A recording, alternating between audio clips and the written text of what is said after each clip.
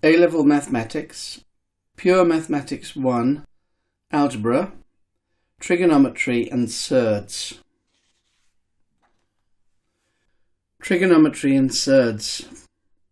Now we're going to assume all angles in this section are acute. Most results we get when we use trigonometry have answers that can only be written approximately.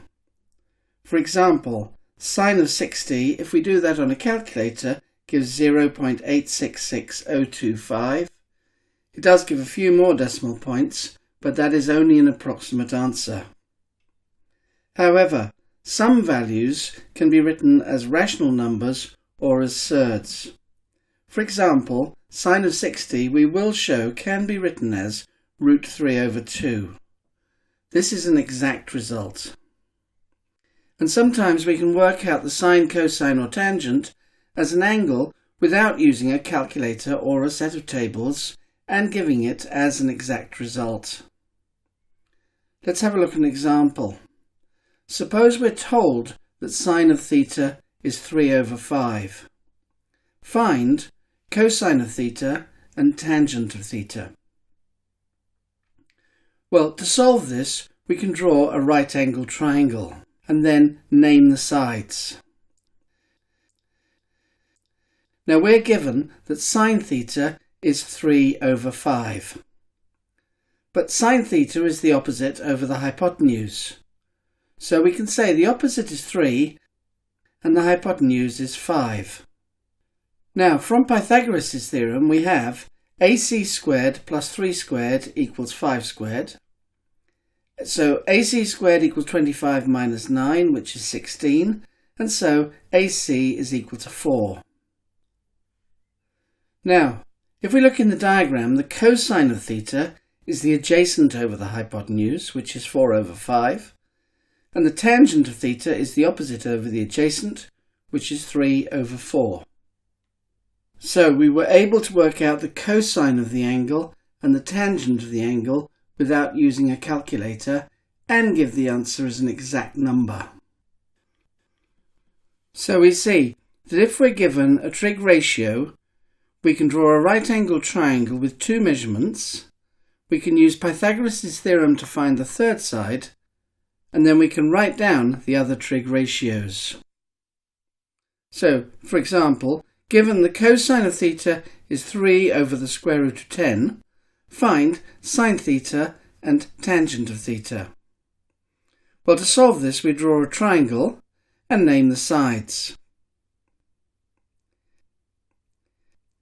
Now we know the cosine of theta is the adjacent over the hypotenuse, so the adjacent can be assumed to be 3 and the hypotenuse assumed to be the square root of 10. Now if we use Pythagoras' theorem, 3 squared plus AC squared equals the square root of 10 all squared. In other words, 9 plus AC squared equals 10. If we subtract 9 from both sides, that gives us AC squared is 1, or AC is equal to 1. If we write that on the triangle, we can now see that the sine of theta is the opposite over the hypotenuse, which is 1 over the square root of 10, and the tangent of theta is the opposite over the adjacent, which is 1 over 3. Again, both answers were worked out without a calculator and are given as exact numbers. Now let's consider some special angles. Suppose we've got an equilateral triangle ABCD with sides of length 2. Then the angle A is 60 degrees because all the angles in an equilateral triangle are 60 degrees. If we drop a perpendicular from C to D on AB, then CD will bisect AB, and so AD will equal 1. Now, if we look at the triangle ACD, it's a right-angled triangle, and so we can use Pythagoras' theorem. CD squared plus AD squared is equal to AC squared. So, CD squared plus 1 squared equals 2 squared, or CD squared plus 1 equals 4. If we subtract 1 from both sides, CD squared is equal to 3, or the length CD is equal to the square root of 3.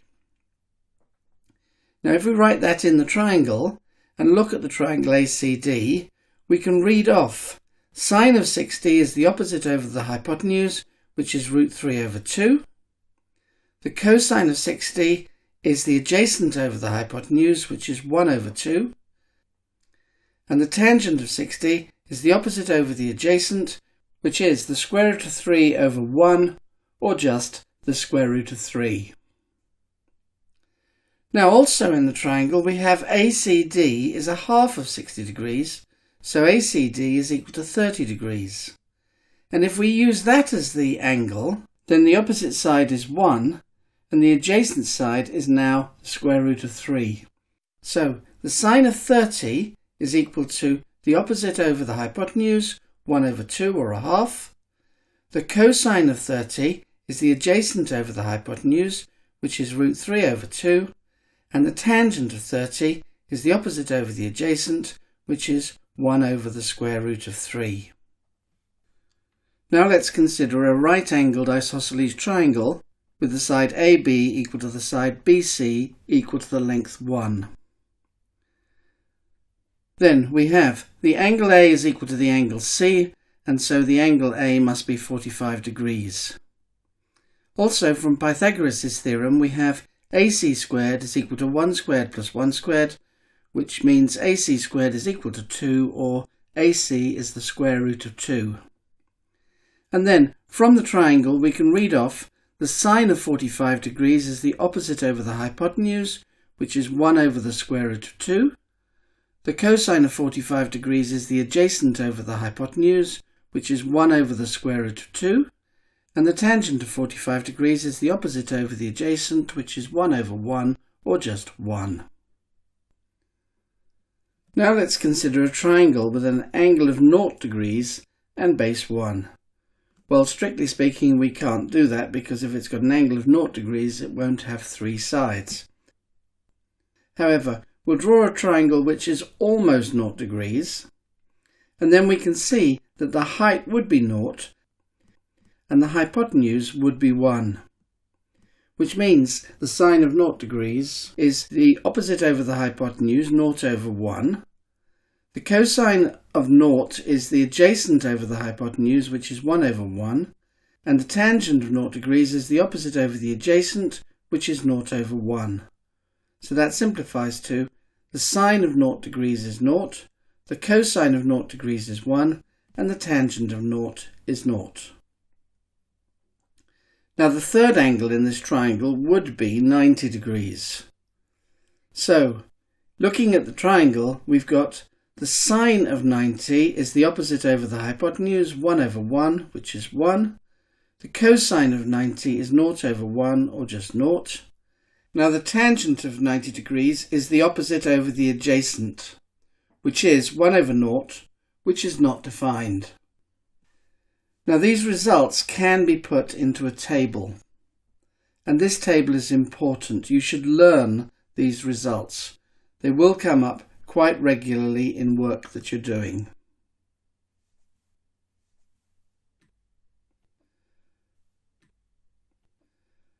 Now I don't know if it's very useful, but there is a way you can remember the top 2 lines. We could write the sine of theta for each of the angles is the square root of 0 over 2, the square root of 1 over 2, the square root of 2 over 2, the square root of 3 over 2, and the square root of 4 over 2. It's possible to show that those will simplify to give the same answers as we get in the top table.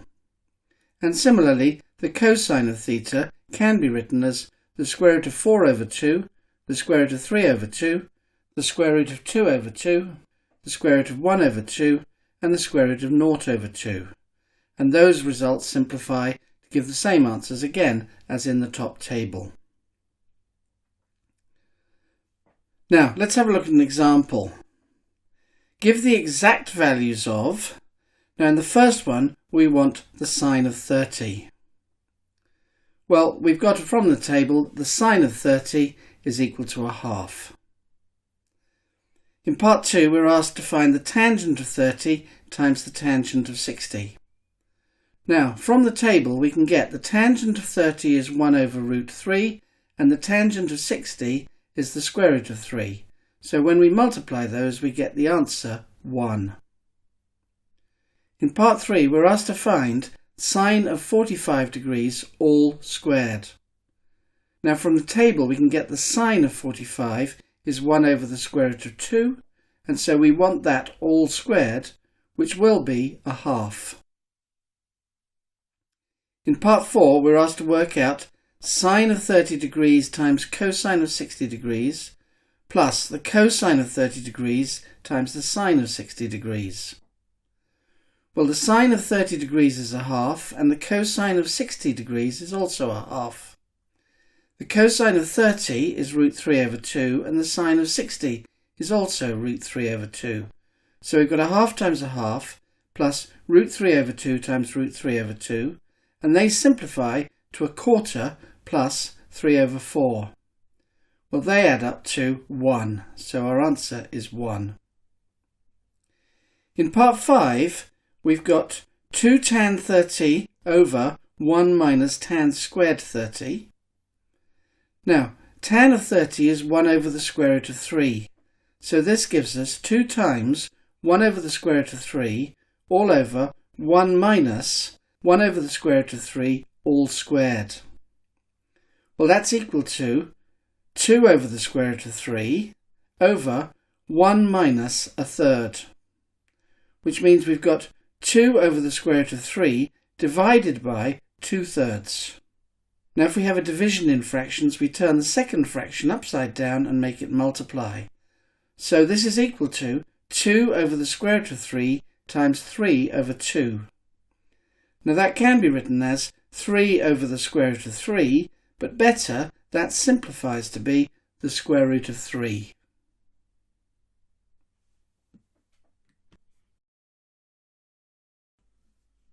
Trigonometry and surds exercise. The following is an exercise. Pause the video at this point and have a go at the questions. When you've tried them, restart the video and I will go through the answers.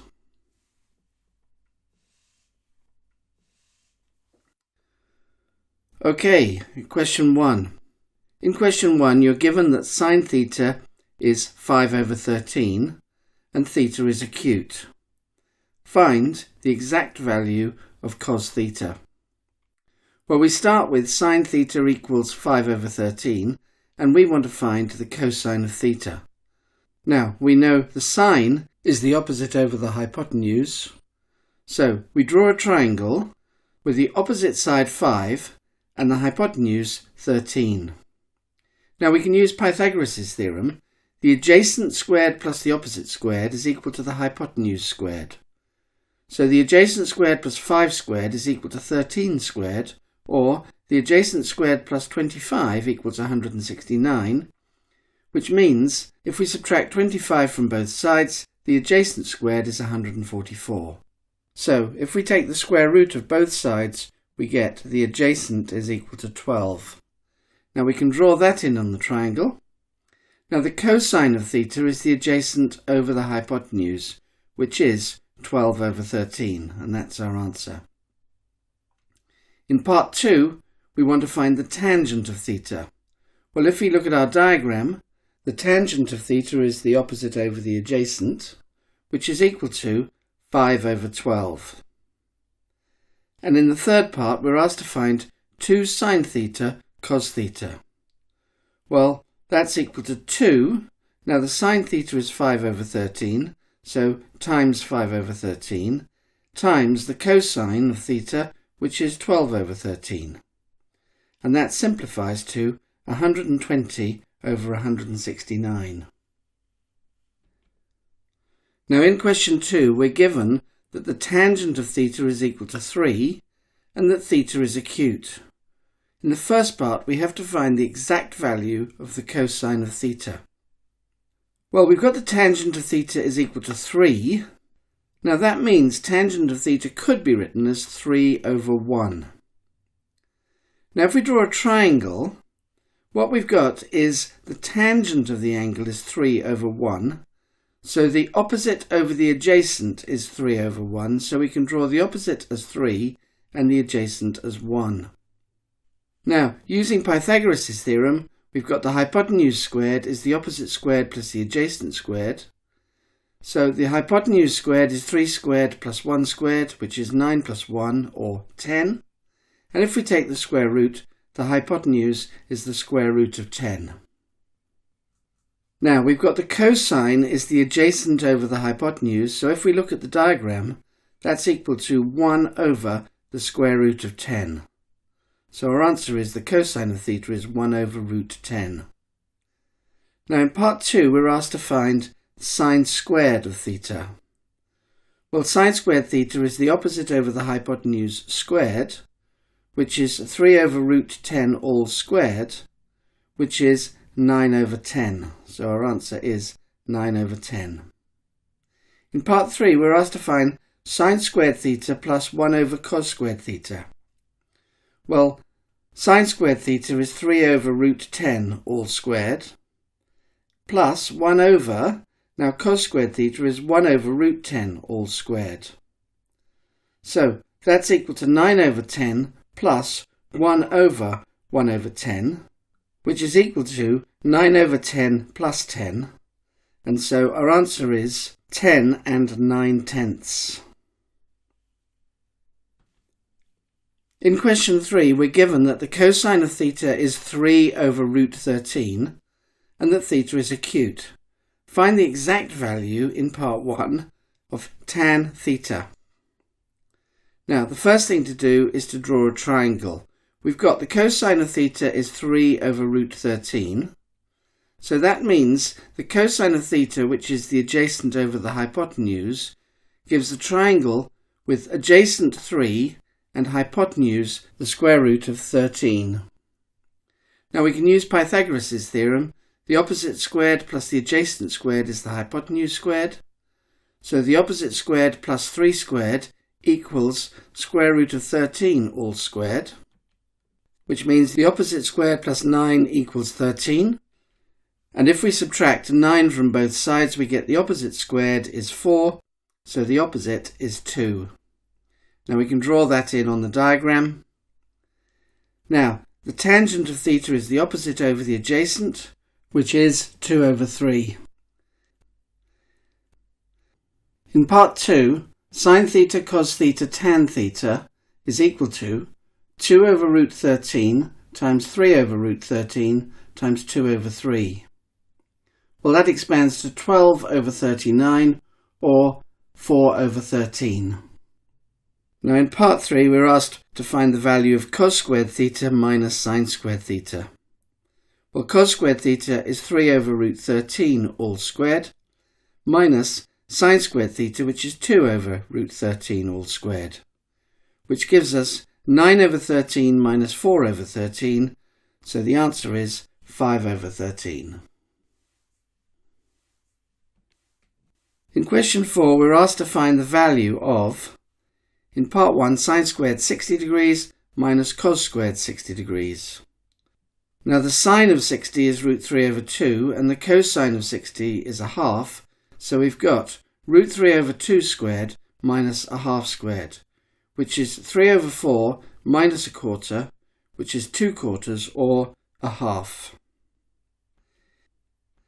In part 2 we're asked to find the exact value of tan of 30 minus 1 over tangent of 60.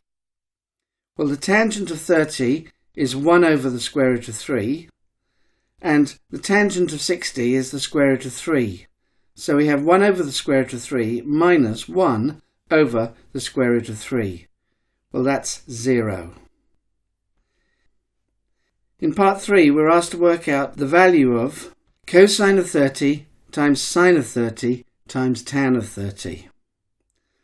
Well, the cosine of 30 is root 3 over 2, the sine of 30 is a half, and the tangent of 30 is 1 over the square root of 3. So we've got root 3 over 2 times 1 over 2 times 1 over root 3. The root 3's cancel and leave as our answer a quarter.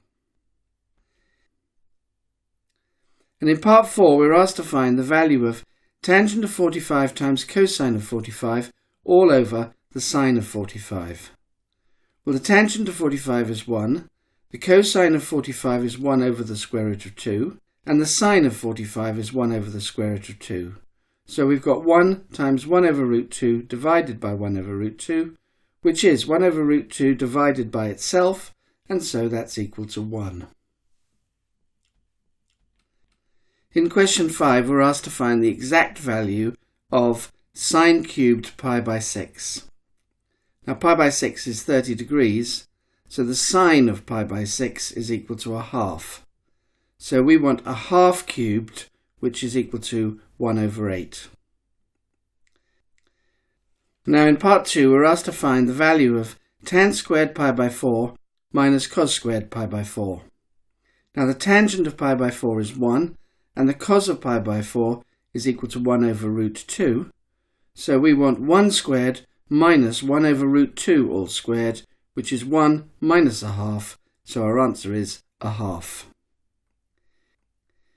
Now in part 3, we're asked to find the value of the cos squared of pi by 6 times the tan squared of pi by 6. Now the cos of pi by 6 is root 3 over 2, and the tangent of pi by 6 is 1 over root 3. So we want root 3 over 2 squared times 1 over root 3 all squared, which gives us 3 over 4 times 1 over 3, so our answer is a quarter. Now in part 4, we're asked to find the cosine cubed of pi by 6 times the cosine cubed of pi by 4. Well, the cosine of pi by 6 is root 3 over 2, and the cosine of pi by 4 is 1 over root 2, so we want root 3 over 2 all cubed times 1 over the square root of 2 all cubed, which is 3 root 3 over 8 times 1 over 2 root 2, which gives us 3 root 3 over 16 root 2, or if we multiply top and bottom by root 2, it's 3 root 6 over 32.